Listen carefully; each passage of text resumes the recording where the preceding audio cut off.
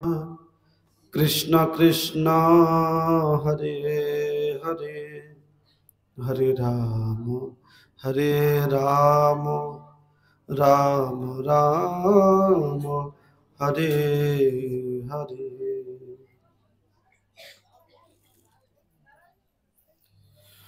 सर्वाग्रि परमाराध्य परम करुणामय परमहंस परिव्राजकाचार्य वर्य ओं विष्णुपाद त्रिदंडी स्वामी अष्टोत्तर शत श्री श्रीमद् भक्ति विचार भारती गोस्वामी महाराज श्री गुरु महाराज जी श्री अभय चरणी साष्टांग दंडवत प्रणाम निवेदन करी अधमी प्रति प्रसन्न हुए अपार कृपा आशीर्वाद वर्षण करी। तदनंतर अभिन्न नित्यानंद मूर्त प्रकाश मूर्ति ओं विष्णुपाद परमहंस परिव्राजकाचार्य वर्य अष्टोत्तर शत श्री श्रीमद् भक्ति कुमुद संत गोस्वामी ठाकुर शिल परम गुरुपाद पद्मे साष्टांग दंडवत प्रणाम निवेदन करी। यादवेर प्रति प्रसन्न हुए तिनि अपार कृपा आशीर्वाद वर्षण करुन। तदनंतर जगद्गुरु जुगाचार्य विश्ववंदित विष्णुपाद परमहंस परिव्राजकाचार्य वर्य अष्टोत्तर शत श्री श्रीमद् भक्ति सिद्धांत सरस्वती गोस्वामी ठाकुर श्री शिला प्रभुपाद श्री अभय चरणी साष्टांग दंडवत प्रणाम निवेदन करी अधमेर प्रति प्रसन्न हुए अपार कृपा आशीर्वाद वर्षण करुन। अद्य श्री श्री गुरु गौरांगेर महिमा कथा श्रवण करार उद्देश्य निये आगत सुधी ब्रह्मचारी वृंद वैष्णव वृंद ओ मातृमंडली सकलेर चरणे यथायोग्य दंडवत प्रणाम निवेदन करी अधमेर प्रति प्रसन्न हुए अपार कृपा आशीर्वाद वर्षण करुन।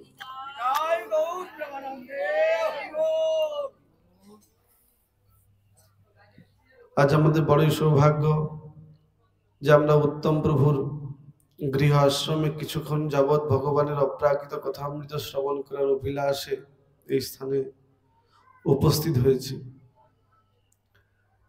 ইতিপূর্বে আমরা দুই বক্তার শ্রীমুখ থেকে ভগবানের অপ্রাকৃত কথামৃত শ্রবণ করার কথা সৌভাগ্য লাভ করেছিলাম। আজ বিশেষ বৈষ্ণব সেবার ব্যবস্থা করেছেন পূজ্যপাদ উত্তম প্রভু। তার গৃহ আশ্রমে ভগবানের কথামৃত শ্রবণ করার অভিপ্রায় নিয়ে আমরা সকলে স্থানে উপস্থিত হয়েছি। হরি কথা ভগবত কথা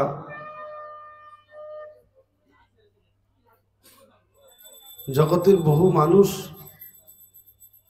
তারা ভগবানের কথা কীর্তন করেন,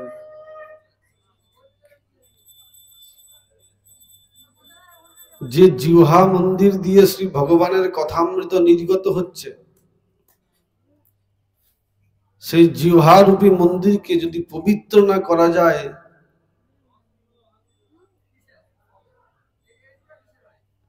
সেই জিহ্বারূপী মন্দির দিয়ে যদি পবিত্র না করা যায় সেই জিহ্বা মন্দিরকে, ভগবানের শত কথা শ্রবণ করলেও তার কোনোদিন কল্যাণ সাধিত হবে না।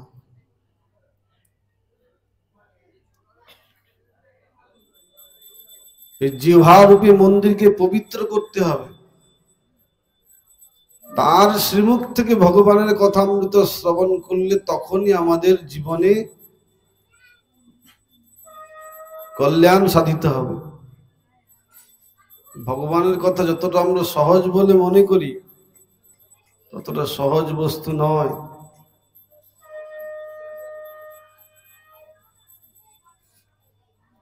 জিহ্বারূপী মন্দির পবিত্র করতে হয় কিভাবে?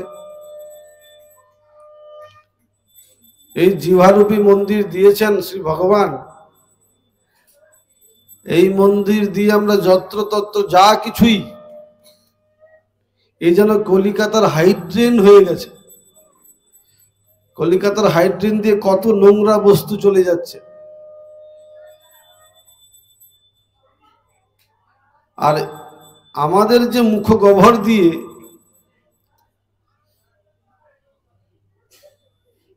শরীরের মধ্যে যে বস্তুগুলো আমরা অমেধ্য কুমেধ্য দ্রব্যগুলো গ্রহণ করছি,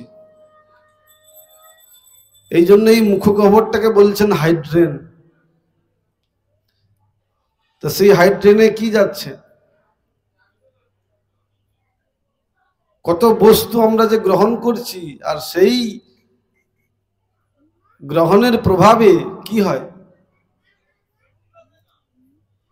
শাস্ত্রে তিনটে গুণের কথা বলেছেন, সত্য, রজ এবং তম গুণের কথা বলেছেন। তম গুণের বস্তু গ্রহণ করলে কি হয়? তার চিত্তবৃত্তি তামসিক প্রকৃতির হয়ে যায়। রজগুণের বস্তু গ্রহণ করলে রাজসিক প্রকৃতির হয়ে যায়। সত্যগুণের বস্তু গ্রহণ করলে সাত্ত্বিক প্রকৃতির হয়ে যায়। ত্রৈগুণ্য বিষয়াবেদা নিস্ত্রৈগুণ্য ভবার্জুন। শ্রী ভগবান কুরুক্ষেত্রের রণাঙ্গনে জলদ গম্ভীরস্বরে বললেন, এই জগতে তিনটে গুণ বিদ্যমান, সত্য, রজ এবং তম গুণ। আর শ্রী ভগবান এই তিনটে গুণের অতীত, তিনি নির্গুণ বিশুদ্ধ সত্য। তো সেই বিশুদ্ধ সত্যের কথা শ্রবণ করতে গেলে আমাদের সকলকে সেই বিশুদ্ধ সত্যে উপনীত হতে হবে। তাছাড়া কখনো সম্ভব নয়। এখানে মাথা খুঁটে ফেটে ফেললেও সেই ভগবানের করুণা আমরা প্রাপ্ত হব না। ওই বিশুদ্ধ সত্যে নিজের দেহটাকে নিয়ে যেতে হবে, তাহলে সেই ভগবত তত্ত্ব সম্বন্ধে আমরা জানতে পারব। এই তামসিক, রাজসিক এবং সাত্ত্বিক বস্তু গ্রহণ যে করছি আমরা, এর থেকেও ঊর্ধ্বে কথা। তাহলে আমাদের কিরকম চিত্তবৃত্তিটা হওয়ার দরকার?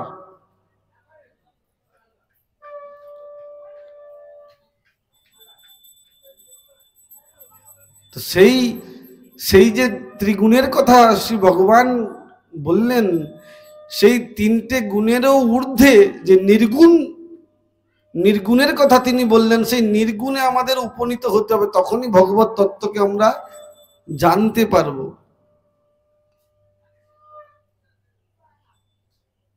সেই জন্য শাস্ত্রে বলেছেন, ধন্য হুয়া তেরা জগৎ মে আকে, ধন্য হুয়া তেরা জগৎ মে আকে, দর্শন মিলা সদগুরু পাকে। বলছেন ধন্য হয়েছে জগতে এসে। জগতে বহু প্রাণী আসছে এবং যাচ্ছে। গতাসুন গতাসুংশ্চ নানু সুচন্তি পণ্ডিতা। তারা আসছে আবার চলে যাচ্ছে প্রলয়ের প্রভাবে। তো এই জগতের যে এত জীব প্রজাতি আসছে আবার নাশ হয়ে যাচ্ছে, কোথায় যাচ্ছে তারা সব? মৃত্যুর পরে আপনি কোথায় যাবেন? আপনি ট্রেনে উঠেছেন, আমাদের এই স্টেশনের যে ভোগপুর স্টেশন রয়েছে, ট্রেনে উঠেছেন, আপনি সিটে বসেছেন, আপনাকে বলা হচ্ছে যে আপনি কোথায় নামবেন। আপনি বলছেন আমি তো মশাই জানি না। আর আপনি যাবেন কোথায়? না আমি তো জানি না। তাহলে সেই ব্যক্তিকে কি বলবে? পাগল বলবে না? তার মানে আপনাকে প্রশ্ন করা হচ্ছে আপনি মৃত্যুর পরে আপনি কোথায় যাবেন? বাবু মৃত্যুর পরে তো আমি কোথায় যাব জানি না। আমরা কেউ জানি মৃত্যুর পরে আমরা কোথায় যাব? আপনি দৃঢ়তার সঙ্গে বলতে পারেন যে মৃত্যুর পরে আমি এই স্থানে যাব। আপনি কিন্তু এটা বলতে পারেন যে আমি ভোগপুরের থেকে আমি ট্রেনের টিকিট কেটেছি, আমি হাওড়া পর্যন্ত যাব। কিন্তু আমরা কি বলতে পারি কখনো যে মৃত্যুর পরে আমি কোথায় যাব? হ্যাঁ, এটা শুদ্ধ ভক্ত জানে যে মৃত্যুর পরে সে কোথায় যাবে। এই জড়জাগতিক ব্যক্তি হয়তো নাও জানতে পারে, কিন্তু শুদ্ধ ভক্ত, শ্রী ভগবানের করুণার পাত্র, কৃপার পাত্র, তারা জানে যে সে কোথায় যাবে। সেই জন্য বলেছেন কৃষ্ণ ভক্ত বড়ই চতুর, তার চাতুরতা এখানেই। তিনি জানেন তিনি মৃত্যুর পরে কোথায় যাবেন। জিজ্ঞেস করুন যে আপনি মৃত্যুর পরে কোথায় যাবেন। সেই জন্য এই যে আমরা শাস্ত্রেতে বলেছেন অষ্টম অধ্যায় শ্রীমদ্ ভগবত গীতার 5 নম্বর শ্লোক, সেখানে বলেছেন অন্তকালে চ মামেব স্মরণ মুক্তা কলেবরম যহ প্রয়াতি সমদ্ভাবং যাত্রী নাস্তত্র সংশয়। অন্তকালে চ, অন্তকালে চ মানে মৃত্যুকালে, মৃত্যুর সময়ে মাম এব আমাকেই স্মরণ চিন্তা করিয়া কলেবরম শরীর মুক্তিয়া ত্যাগ করিয়া যিনি প্রয়াতি প্রয়াণ করেন স তিনি মদভাবম আমার স্বভাব জাতি লাভ করেন অত্র ইহাতে সংশয় নাস্তি, সন্দেহ নাই। তিনি আমাদের মনের যে সন্দেহ সেটা দূর করে দিলেন। কি বললেন? যে মৃত্যুর সময়ে কেউ যদি আমার কথা চিন্তা করতে করতে সে তার প্রাণটাকে ত্যাগ করে দেয়, দেহ রাখে, তাহলে সে আমার স্বভাব, আমার স্বভাবটা কি না তিনি নিত্য সচ্চিত আনন্দময়, তিনি সেই আনন্দে আনন্দাশ্রুতে ভাসতে ভাসতে শ্রী ভগবানের ভগবত ধাম, সেই ভগবত ধামে সে উপনীত হতে পারে। তো মশাই মৃত্যুর সময় ভগবানকে স্মরণ করা বড় কঠিন। আমরা যে বস্তুকে নিয়ে দৈনন্দিন তার স্মরণ করছি, তার চিন্তন করছি, সেই অতিরিক্ত স্মরণ এবং চিন্তন এবং আসক্তির প্রভাবে মৃত্যুর সময় সেই চিন্তনের কথা আমার কাছে জাগরিত হয়ে যায়। বাস আমাদের শ্রীমদ্ ভাগবতে ভরত মহারাজ তিনি এই এক হরিণের কথা চিন্তা করছেন, চিন্তা করতে করতে তিনি দেহ ত্যাগ করেছিলেন। সেই জন্য পরবর্তী জন্মতে তিনি হরিণ দেহ প্রাপ্ত হয়েছিলেন। হরিণীর গর্ভে হরিণ রূপে তিনি জন্মগ্রহণ করেছিলেন। তাহলে যে আমাদের যে মৃত্যুর পরে আমরা কোথায় যাব, এইটা হচ্ছে আমাদের জীবনের সবচেয়ে বড় পরীক্ষা। আমরা 1 2 3 4 5 6 7 8 9 10 11 12 graduation, BA first year, MA, BCom, কত ডিগ্রি আমরা হাসিল করে নিতে পারি, কত পরীক্ষা আমরা পার করছি, কিন্তু একটা বড় পরীক্ষা আমাদের সামনে আসছে, কিন্তু তার জন্য আমাদের কোনো প্রস্তুতি নাই। প্রস্তুতি আছে আমাদের?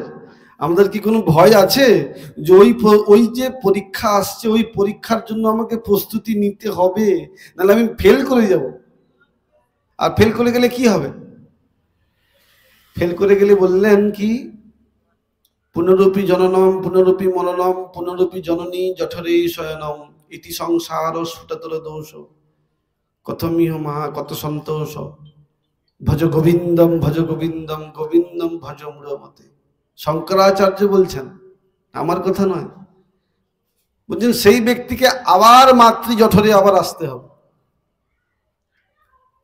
10 মাস 10 দিন কি হেট মুন্ডে, মাথা নিচের দিকে আর পাগুলো সব উপর দিয়ে। আপনাকে যদি মাথা নিচের দিয়ে করে দিয়ে পাগুলো যদি উপর দিয়ে করে যায় তাহলে কেমন হবে? পারবেন থাকতে? থাকতে পারবেন না। কিন্তু আপনি 10 মাস 10 দিন তাহলে ছিলেন কিভাবে সেই স্থানের মধ্যে? কল্পনা করেছেন?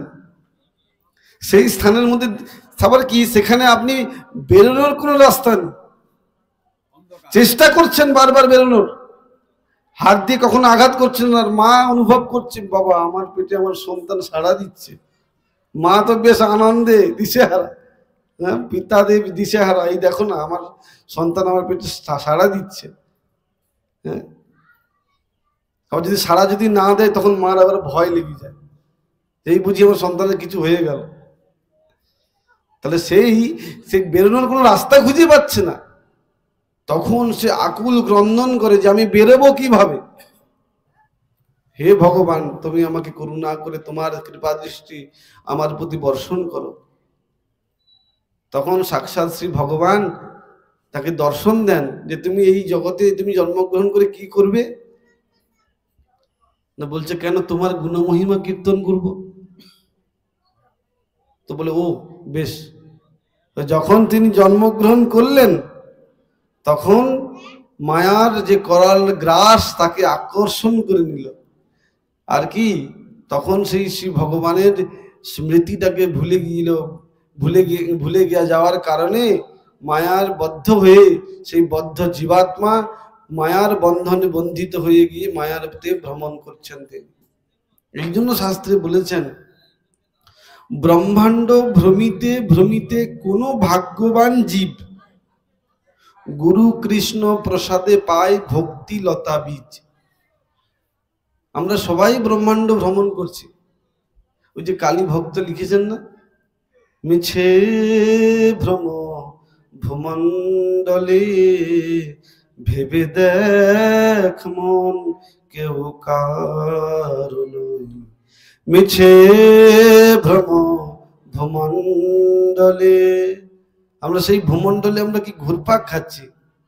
কিভাবে আমরা ঘুরপাক খাচ্ছি। কভু রাজা কভু প্রজা কভু বিপ্র শূদ্র, কভু সুখী কভু দুঃখী কভু কীট ক্ষুদ্র, কভু স্বর্গে কভু মর্তে কভু নরকে। এইরূপ আমরা হচ্ছে কি ভ্রমণ করছি।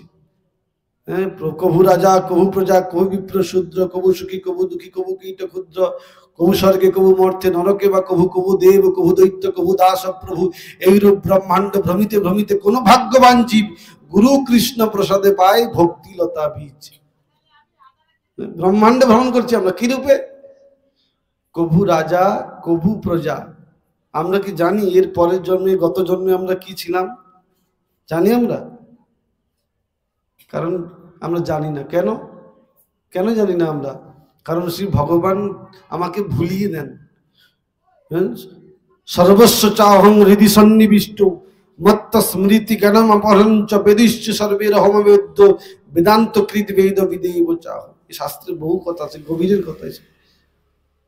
আমি সামান্য শুধু আপনাদের সহজভাবে বোঝানোর চেষ্টা করছি যে আমাদের জীবন, যে মনুষ্য জীবন যে কতটা দুর্লভ। এই মনুষ্য জীবন যদি আপনি হারিয়ে ফেলেন তাহলে এর পরবর্তী জীবন যে আপনি মনুষ্য জীবন পাবেন তার কোনো নিশ্চয়তা নেই। হ্যাঁ, নিশ্চয়তা আছে। একটা জায়গাতে ভগবান গীতাতে সেই নিশ্চয়তা করেছেন, সেটা সম্বন্ধে আমরা কিন্তু অনেকে জানিই না। আর পরবর্তী জন্ম আপনি একটা মনুষ্য জন্ম পাবেন, গ্যারান্টি ভগবান দিচ্ছেন। আমরা জানি ভগবান কি বললেন, প্রাপ্ত পুণ্য কৃতাং লোকান উষিত শাশ্বতী সমা সুচিনাং শ্রীমতাং গেহে যোগ ভ্রষ্ট অভিজায়তে। কোনো আপনার এই উত্তম বাবু তিনি ভাবছেন কি আমি সিধা মায়াপুরের সাধু মহাত্মাদের নিয়ে এসে আমি একটু হরি ভজন করবো, চিন্তা ভাবনা আমার মনের মধ্যে আছে। আর এখানকার গ্রামবাসীরা রয়েছেন, তারাও একটু ভগবানের কথা মৃত শুনবে আর ভগবানের মহাপ্রসাদ আস্বাদন করবে। এই যে কর্মটি করলেন, এই কর্মের প্রভাবে কি হয়? স্বীকৃতি হয়। তো সেই কর্ম ভগবত উদ্দেশ্যে যা কর্ম করবেন সেগুলো সব হচ্ছে স্বীকৃতি। এই স্বীকৃতির প্রভাবে শ্রী ভগবান গীতাতে বললেন কি না, এ যদি মৃত্যু হয়ে যায় পরবর্তী জন্মে একটা মনুষ্য দেহ সে প্রাপ্ত হবে। আর কি, ধনী পরিবারে সে জন্মগ্রহণ করবে আর তার পিতামাতা হচ্ছে পরম ভক্ত হবেন, আর সেই ভক্তর বাড়িতে তিনি হরিভজন করার সুযোগ পাবেন। তাহলে এহেন মহাত্মা যার মনের মধ্যে ভাবের সঞ্চার হয় যে না ভগবানের কথা অমৃত আমি এই গ্রামবাসীকে শ্রবণ করাতে চাই এবং আমি নিজেও শ্রবণ করতে চাই, তো সেই জন্য আমরা এসে উপস্থিত হয়েছি। যারাই এই ভক্তির ভজন মার্গে নিজেকে ভাসিয়ে দিয়েছেন, ভজন করার প্রয়াস করছেন, সেখান থেকে বাই চান্স ফেল ডাউন হয়ে গেল, মৃত্যু হয়ে গেল। তো যেটুকু আপনি এই ভজনটা করেছেন, পরবর্তী জন্মে আপনি তার পরের থেকে আপনি শুরু করবেন। এখন দেখেন না, ছোট ছোট বাচ্চা ছেলে কত সুন্দর গীতার শ্লোক পড়ছে, কিছু একটা মৃদঙ্গ বাদ্যক যন্ত্র তার মুহূর্তের মধ্যে সে মাথার মধ্যে ক্যাচ করে নিচ্ছে, নিয়ে সেটাকে বাজানো শুরু করে দিচ্ছে, করতাল বাজাচ্ছে কত ছোট বাচ্চা ছেলে। এটা আসছে কোথা থেকে? এই পূর্ব জন্মের সেই সুকৃতির প্রভাবে। সেই একজন ভক্ত পরিবারে জন্মগ্রহণ করলেন, আর সেই ভক্ত গৃহে ভক্ত মাতা পিতা লাভ করে পরম আনন্দে তিনি সেই ভগবত ভজন মার্গটা অনুসরণ করে, পিতামাতার আদেশকে অনুসরণ করে, তার পূর্ব জীবনের সুকৃতির প্রভাবে তিনি সেই ভজন মার্গকে ভজন করার প্রয়াসী হয়ে লাভ করছেন। এখানেই শ্রী ভগবত গীতায় শ্রী ভগবান স্বয়ং বলে দিলেন, তুমি মনুষ্য দেহ তুমি চাও, নাকি তুমি আমার ধামে আসতে চাও? আমার ধামে যদি আসতে চাও, তাহলে তোমাকে এই তিনটে গুণের ঊর্ধ্বে নির্গুণ সত্যতে যেতে হবে, তাহলে তুমি আমার কাছে আসতে পারবে, নাহলে আসতে পারবে না, কখনো আসতে পারবে না। আর সেই ভগবানের ধামটা কোথায়? এই যে আমরা ইতিপূর্বে শ্রবণ করলাম কি না, এই যে আমরা এই জগতে প্রতিদিন পূর্ব আকাশে সূর্যকে উদিত হতে দেখছি, আর পশ্চিম আকাশে অস্ত যেতে দেখছি, সেখানে কিন্তু সেই সূর্য নেই। আমরা এমন একটা জায়গার সম্বন্ধে আলোচনা করছি যে জায়গাতে সূর্য নাই, চন্দ্র নাই, সেই জায়গাতে তিনি থাকেন। তা আমরা এখান থেকে ধরুন কলকাতা যেতে চাই, তাহলে কলকাতা সম্বন্ধে জানতে হবে তো।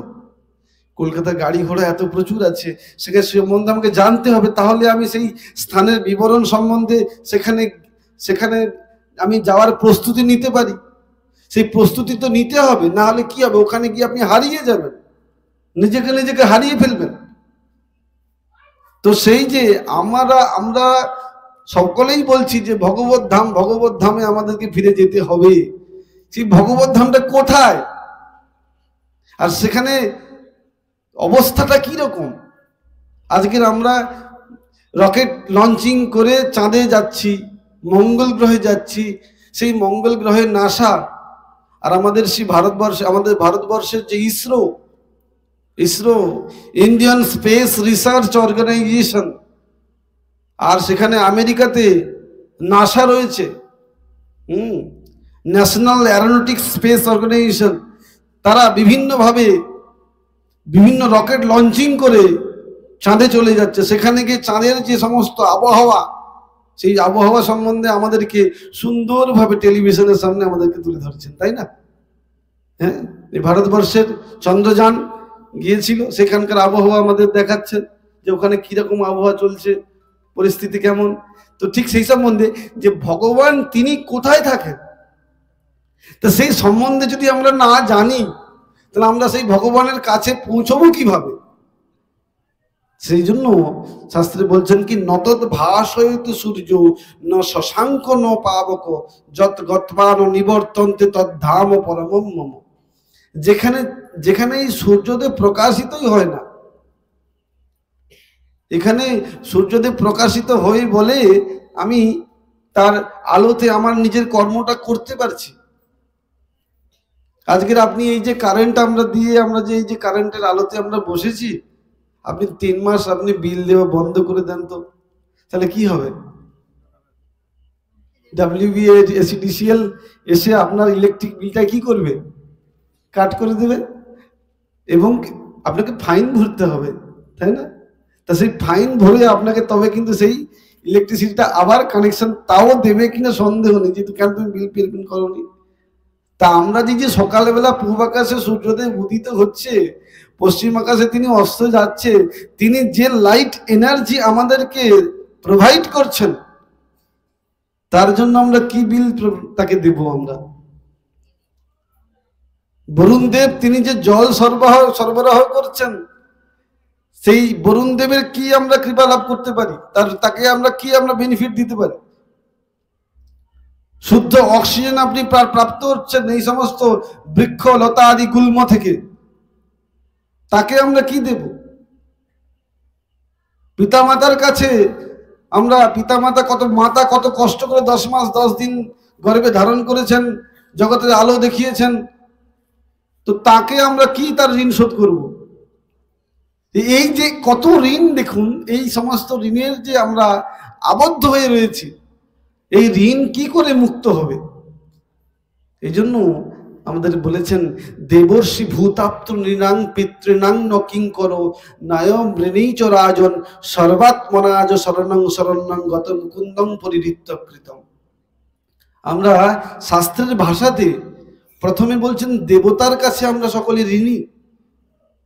এই যে সরস্বতী দেবী, আমরা এই যে কয়েকদিন আগে তার সেবা পূজা করলাম, তাই নয়? সরস্বতী দেবীর কৃপায় তো আমরা এই কত সুন্দরভাবে আমরা কথা বলার সৌভাগ্য লাভ করছি শাস্ত্রের কথা। তিনি যদি কৃপা যদি না করেন, হ্যাঁ, তা আমরা তার কৃপাতেই তো এত সমস্ত গ্রন্থ পড়তে পারছি। লক্ষ্মী দেবী, লক্ষ্মী ভান্ডার শুরু হয়ে গেছে এখন।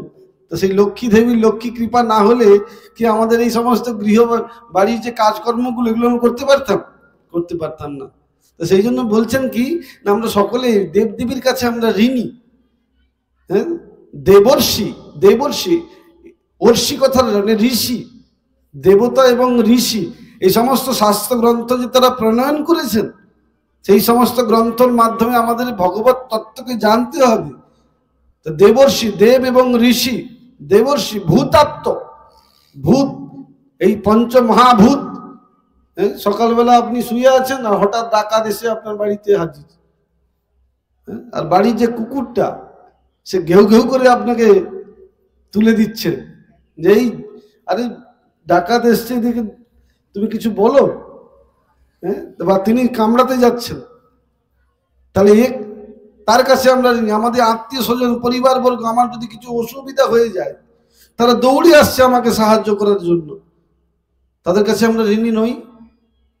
পিতামাতার ঋণটা নয়, আপনি পিতামাতাকে সেবা করছেন, করে আপনার ঋণটা শোধ হবে, কিন্তু এই সেই সমস্ত ঋণগুলো পড়ে গেছে, এই ঋণটা শোধ হবে কিভাবে? এই ঋণটা শোধ করতে পারবেন? বলছেন কারা যায়, যদি মুকুন্দের চরণে নিজের চিত্ত আত্মত্ব নিজেকে সমর্পণ করা যায়, সম্পূর্ণ শরণাগতি।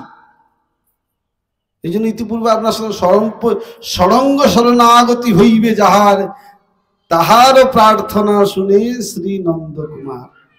শ্রী নন্দকুমার কার প্রার্থনা শুনবে? আমার আপনার? সরঙ্গ শরণাগতি। শরণাগতি কটা বলেছেন? 6টি। দৈন্য, দয়া, অন্যে মান প্রতিষ্ঠা বর্জন, আর ভক্তির অনুকূল কে গ্রহণ করা, আর ভক্তির প্রতিকূলকে বর্জন করা। এই যে 6টি শরণাগতি, এই 6টি শরণাগতি যদি আমরা সত্যি সত্যি আরতির সহিত ভগবানের চরণে আত্মসমর্পণ করতে পারি, তাহলেই হচ্ছে ভগবত তত্ত্বকে আমরা জানার সামান্যতম প্রয়াস অনুভব করতে পারি। তাহলে কখনোই সম্ভব নয়। আমরা যতই আমরা ভগবানের গুণমহিমা কীর্তন করি না কেন, কিন্তু মনের মধ্যে সেই দয়াভাব নেই, দৈন্যতা নেই, দীনতা। বলছি না, দিনের অধিক দয়া করেন ভগবান, কুলীন পণ্ডিত ধনির বড় অভিমান। যারা দিন, যে আমার বলে, আমার বলিতে প্রভু কেহ নাই আর, তুমি আমার মাত্র পিতা বন্ধু আর, তমেব মাতা চ পিতা, তমেব বন্ধুশ্চ সখা, তমেব বিদ্যাং দ্রবিণং, তমেব সর্বং মম দেব দেব। বলছেন কি, তুমি আমার মাতা, তুমি আমার পিতা, তুমি আমার জননী, তুমি আমার স্ত্রী, তুমি আমার সব। শ্রী ভগবানকে বলছেন। আমরা সেই ভগবানের জন্য সে আত্মশরণাগতি, সেই শরণাগতির কথা আমরা ভুলে গিয়েছি। জীবের স্বরূপ হয় কৃষ্ণের নিত্য দাস, সেই কৃষ্ণর যে নিত্য দাস, আমরা সেই দাসত্বটা আমরা ভুলে গিয়েছি। আমরা সংসারের দাসত্বটা আমরা গ্রহণ করছি, আর এই সংসারের দাসত্বটা গ্রহণ করার বাদ দিয়ে যদি ভগবানের দাসত্ব গ্রহণ করেন, তখন কি হবে না, সেই সংসারটাও সুন্দরভাবে চলবে। কারণ আমরা এই সংসারটাতে ভগবানের সেবা করার জন্যই সংসার ধর্ম গ্রহণ করার অভিপ্রায় নিয়ে আমরা সংসারে ব্রতী হয়েছিলাম।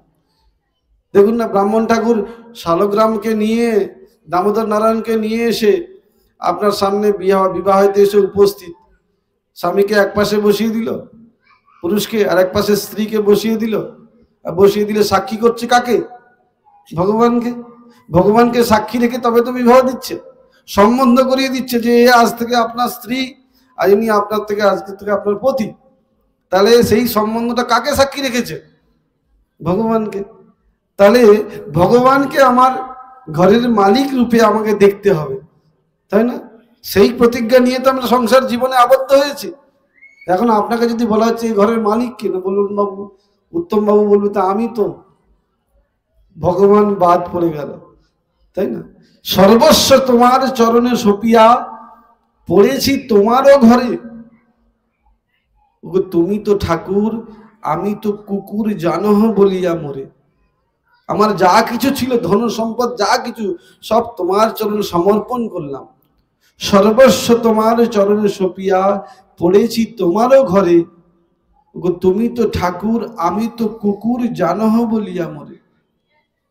কুকুরের গলায় কি দেখবেন, একটা একটা এই রাস্তায় দেখবেন, ধরেন দুটো কুকুর ঘুরছে, একটা কুকুরের গলায় বেল্ট বাঁধা আছে, আর একটা কুকুর খালি ঘুরছে। আপনার কি মনে হবে? ওই বেল্ট বাঁধা যে কুকুরটি, সে নিশ্চয়ই কারোর, নিশ্চয়ই বাড়ির পোষা কুকুর, তাই না? আর যে যার গলায় কোনো বেল্ট নাই, সে নিশ্চয়ই কারোর কোনো পোষা কুকুর নয়। তো ভক্তেরাও গলায় বেল্ট পরেছেন, সে বেল্ট পরে সে বেশ মনের আনন্দে ঘুরছে। মানে সে কি বলতে চায়? যে আমার প্রভু একজন রয়েছে, হ্যাঁ না? এই যে আমরা বেল্ট পরেছি, কাদের গলায় বেল্ট নাই? হ্যাঁ, তাহলে তাদের প্রভু বলে কেউ আছে? কেউ নাই। তো সেই জন্য সেই যারা নিজেকে নিজেকে বলেছেন যে আমি সমস্ত কিছু তোমার চরণে সমর্পণ করে দিয়ে আমি কি তোমার কুকুর হতেও কুণ্ঠাবোধ করি না, এইরকম ভক্ত জগতে বিরল। কোটি মানুষের মধ্যে গুটি মানুষই পাওয়া যায় যারা ভগবানের সত্যি সত্যি ভগবানের সেবা করতে চায়, ভগবানের চরণে আত্মসমর্পণ করে ভগবানের জন্য তারা ক্রন্দন করেন। হ্যাঁ, ভগবানের জন্য তিনি শত দুঃখকে দুঃখ বলেও তিনি সেটাকে মনে করেন না। তিনি শত একাদশী ব্রত, কত কষ্ট ইতিপূর্বে আমরা আস্বাদন করলাম। এই ব্রত কতজন করছেন? সকলেই, অনেকে হাত তুলেছেন, খুব ভালো লাগছে। কিন্তু এই একাদশীর ব্রতটাও একটা দুঃখ মনে করে অনেকে। বাবা, একাদশীর দিনে কি অন্ন না খেয়ে থাকা যায়? অন্নগত প্রাণ আমরা সকলে, আমরা অন্ন ছাড়া এক বিন্দু মাত্র চলতে পারি না, অন্ন খেতেই হবে। তো সেই বলেছেন কি না, আমরা সেই অন্নগত প্রাণ, সেই দুঃখের মধ্যে শুদ্ধ ভক্তগণ, হ্যাঁ, সেই দুঃখটা যে প্রাপ্ত হচ্ছে, সেই দুঃখের মধ্যে তিনি ভগবানকে সুখী দেখতে চান। আমার গুরু মহারাজ তিনি মধুর কণ্ঠে একটি সঙ্গীত গান, তুমি দুঃখ দিতে ভালোবাসো, তাই তো নিলাম আমি দুঃখেরই ব্রত। তুমি দুঃখ দিতে ভালোবাসো, তাই তো নিলাম আমি দুঃখেরই ব্রত।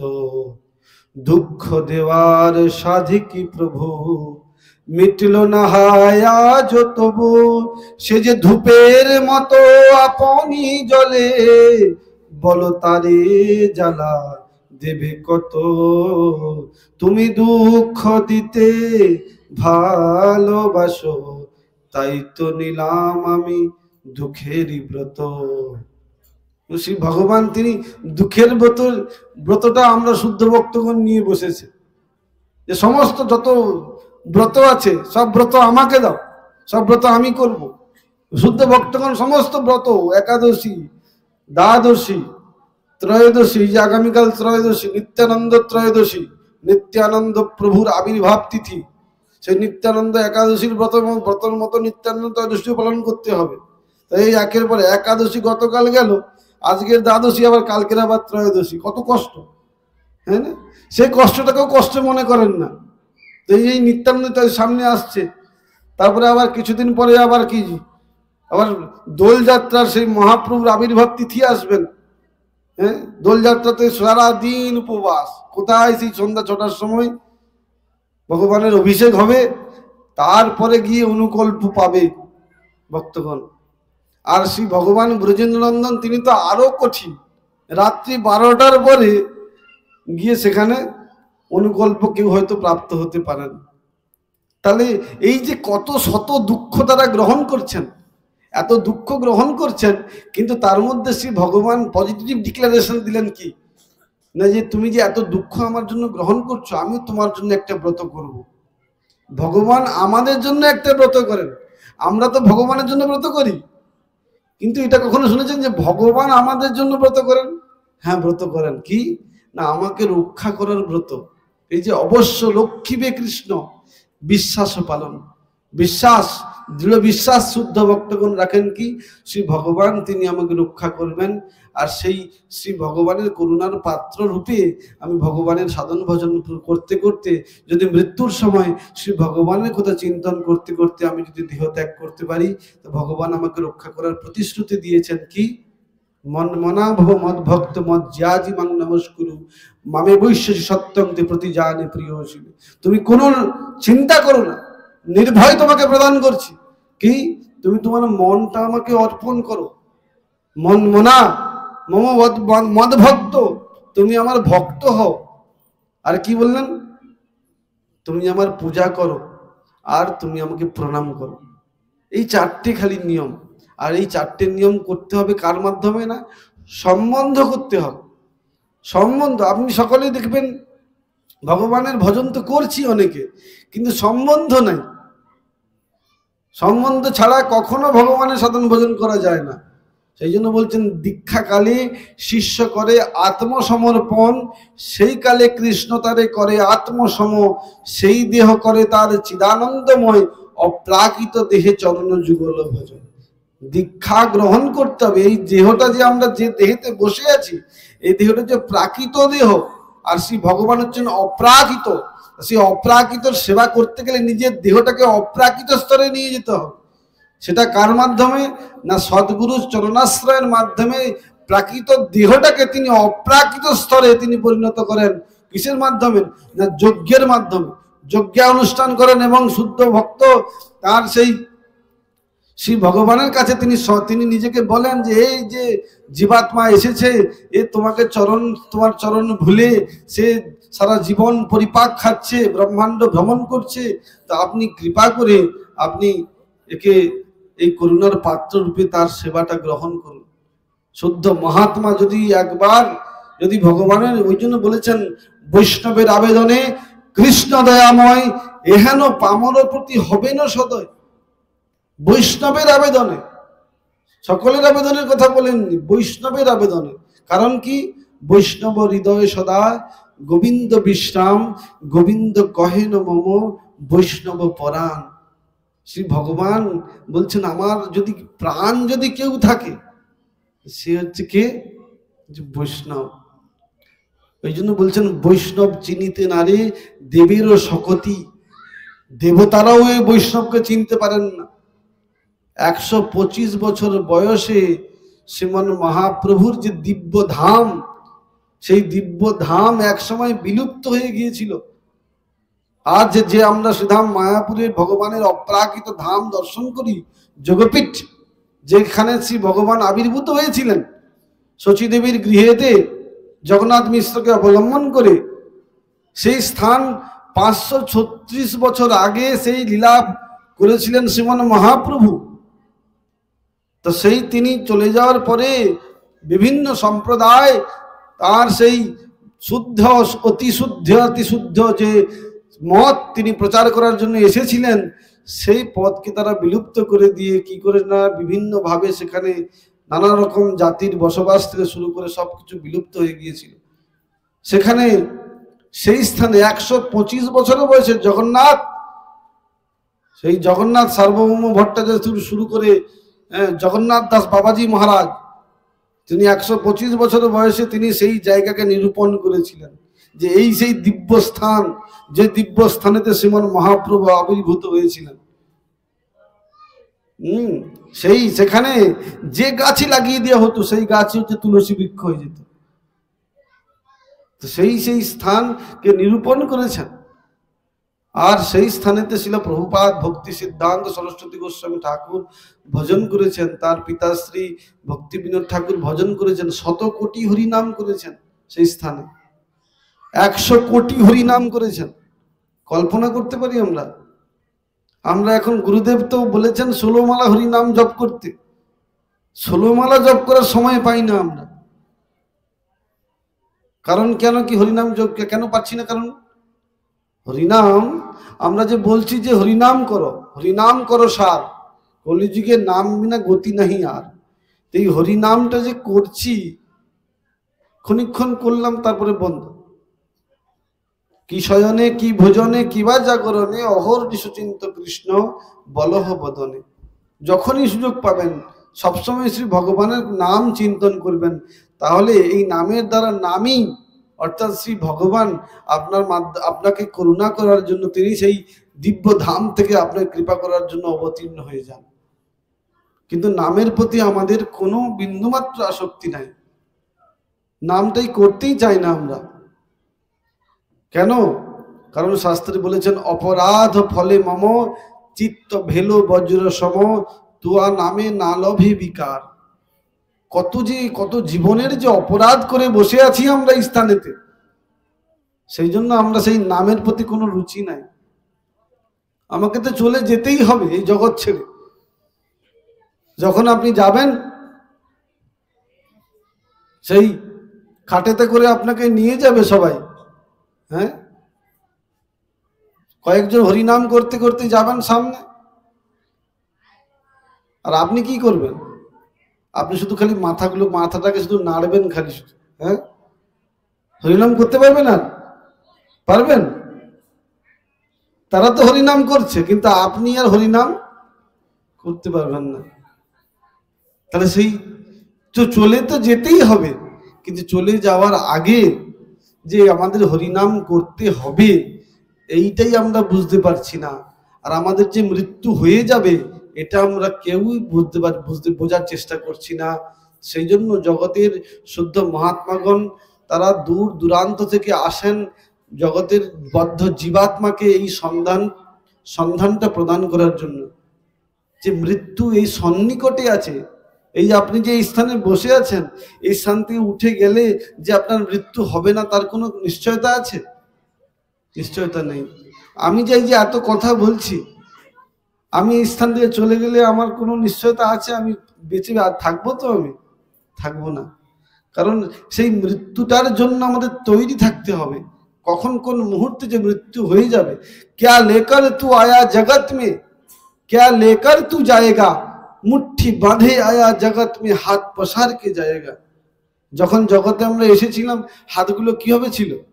খোলা ছিল, হাতগুলো সব মুঠি বাঁধা অবস্থায় ছিল।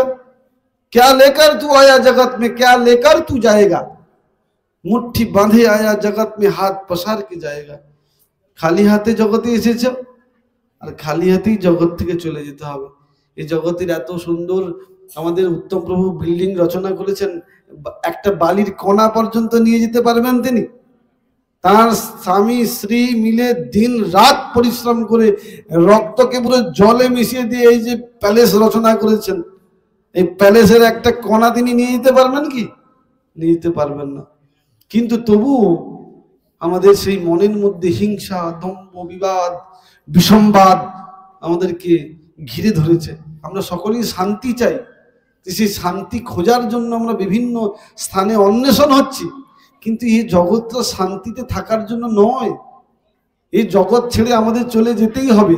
সেই চলে যাওয়ার আগে সেই শান্তি, শান্তাকারং ভুজগশয়নং পদ্মনাভং সুরেশং বিশ্বধারং গগন সদৃশং মেঘবর্ণং শুভঙ্গম লক্ষ্মীকান্তং কমলনয়নং যোগীর্ভিধ্যানগম্যম বন্দে বিষ্ণুং ভবভয়হরং সর্বলোকৈকনাথম। সেই বন্দে শ্রী ভগবানের বন্দনা করতে হবে, আর তার মাধ্যমেই এই ভবভয় অর্থাৎ মৃত্যুকে অতিক্রম করে শ্রী ভগবানের ভগবত ধাম আমরা যাত্রা করতে পারি অনায়াসে। সেই জন্য আপনাদের চরণে বিনম্র প্রার্থনা, আপনারা সকলেই সদ্গুরু চরণ আশ্রয় করে হরি ভজন করার চেষ্টা করুন, হরি নাম করার চেষ্টা করুন। প্র্যাকটিস মালা যে পাওয়া যায় সেই মালা সংগ্রহ করুন, সেই সংগ্রহ করে প্রত্যেক দিন অন্তত 16 মালা করে হরিনাম জপ করুন। সদ্গুরু চরণাশ্রম নাই বা করলেন এখন, কিন্তু হরি ভজনটা বাড়িতে বসে আপনি করার চেষ্টা করুন। তাহলে দেখবেন ভগবানের কথা আপনি চিন্তন করতে করতে মৃত্যু হবে।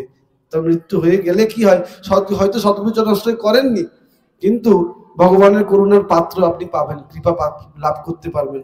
কিন্তু যদি সদ্গুরু চরণাশ্রয় করে যদি আপনি হরি ভজন না করেন, তাহলে কি হবে? সদ্গুরু চরণাশ্রয় করে হরি ভজন যদি করেন, তাহলে ভগবত ধাম যেতে পারবেন। আর সদ্গুরু চরণাশ্রয় করে যদি হরি ভজন না করেন, তাহলে আমাদের গভীর অতল নরকের প্রবেশের পথে আমাদের যাত্রা করতে হবে। সেই জন্য বলছেন, কোটি জন্ম করে যদি নাম সংকীর্তন, তথাপিও সে না পায় ব্রজে ব্রজেন্দ্র নন্দন। কোটি জন্মকাল যদি আমরা কীর্তন করি সদ্গুরু চরণাশ্রয় করে, তবুও আমরা সেই আরতির সহিত যদি না হয়, যদি এই গুরুদেব করতে বলেছেন 16 মালা, আচ্ছা শিখে 16 মালা করে সঙ্গে সঙ্গে ওখানে ঝুলিয়ে দিলাম ব্যাগ, মানে যেন দায় পড়ে গেছে আর কি, করতে হয় করছি, কিন্তু সেটা নয়। আরতির সহিত মনের ভগবানের স্মরণ করতে করতে, 16 মালা জপ নয়, প্রত্যেক দিন আমার সে গুরুপাদ বলে 1 লক্ষ হরিনাম করতে, হ্যাঁ 64 মালা হরিনাম করতে।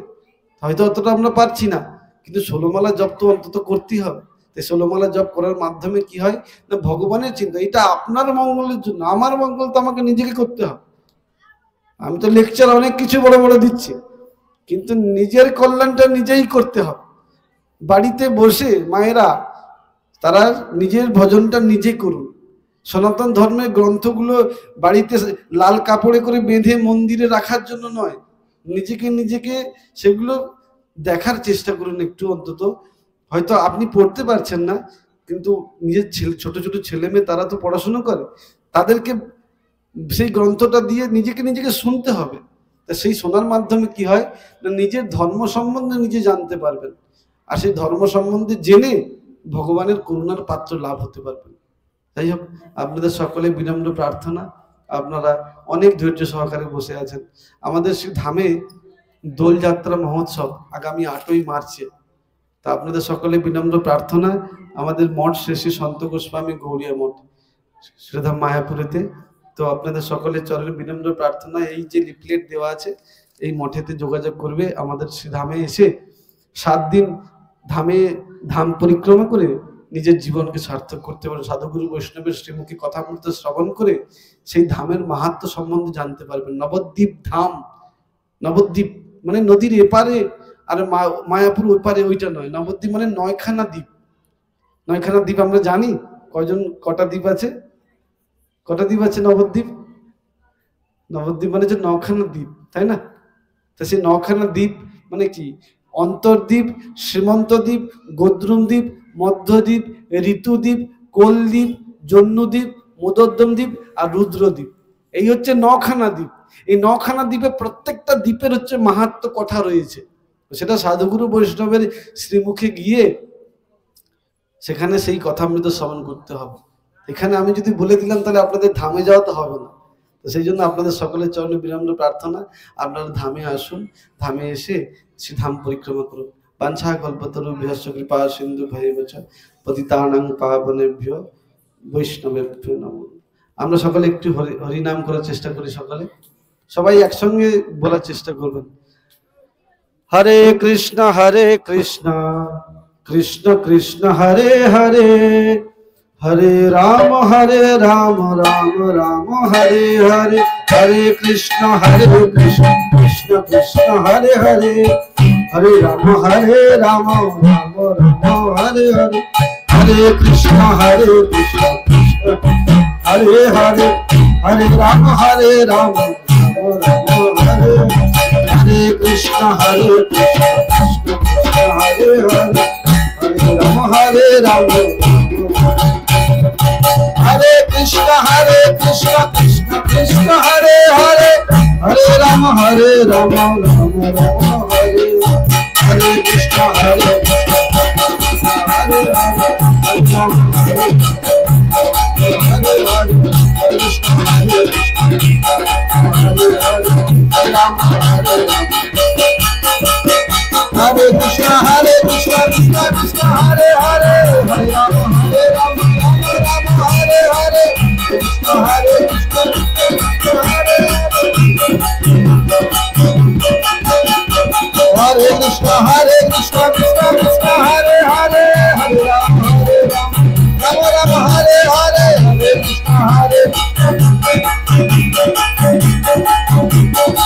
निताई गौर हरि बोल हरि गौर हरि बोल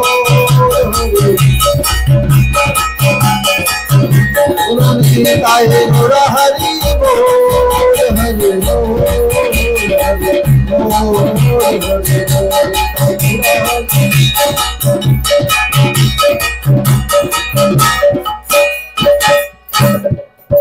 जय श्री श्री गुरु गौरांग गांधर गिरिधारी राधा गोविंद गोपीनाथ श्री मदन मोहन श्री जगन्नाथ देव श्री श्री गिरिराज महाराज श्री श्री राधा दामोदर जी की जय।